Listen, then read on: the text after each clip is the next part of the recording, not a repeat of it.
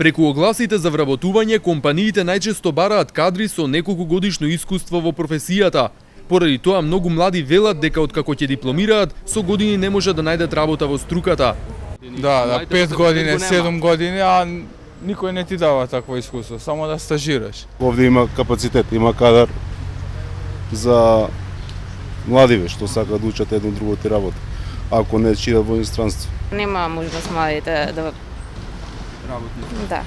да си направат овдека некоја кариера. Во Универзитетот на Југоисточна Европа велат дека домашните компании треба да го следат примерот на странските. Тие земаат штотуку дипломирани кадри и ги оформуваат во професионалци од какви што имаат потреба. Самите прават оформување на тој кадар, бидејќи знаете што тие имаат неколку алатки освен интервјуа, значи и начин на селекција на најдобрите да ги имат во нивните компании. И одат преку една ваква методологија, значи која се користи од нивна страна, се овозможува и нивното полесно вработување, но и за нив е подобро да се дојде до некој нов млад експерт кој понатака ќе најверојатно ќе биде и поподготвен за понатамошна работа во тие нивни компании. Значи мислам дека такви примери ќе речам еден либерален принцип треба да покажат компаниите тука кај нас, значи да изнајдат други начини и методи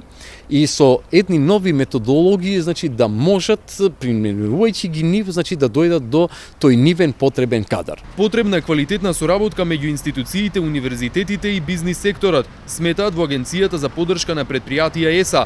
Велат дека квалитетната практична настава, а потоа и стажирањето се најважни за да се добијат соодветни кадри. Првиот чекор е дека треба да се воспостави, како што кажав пред малку, функционален систем, соработка, општина, образование и предпријатие, кој што ќе биде функционален во смисол да праксата стварно се реализира. Не како што сега само се оди и се стави печат од фирмата дека бил во пракса.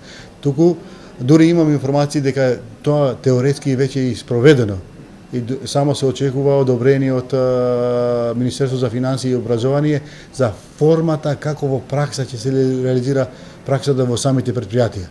Некој да го финансира тој дел, да не биде натовар на предпријатието или натовар на системот на образование, него поделено или одговорноста и финансиите од сите три чинители, понарочито да кажеме од системот да биде продолжено, бидејќи е во интерес на развој на квалитетна работна сила и за развој на општеството.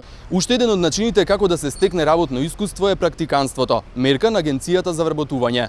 Со неа на невработените им се дава можност да добијат практично искуство во некоја од компаниите кои се заинтересирани, а за тоа добиваат и месечен надоместок. Потоа компанијата во зависност од договорот има обврска да задржи дел од нив.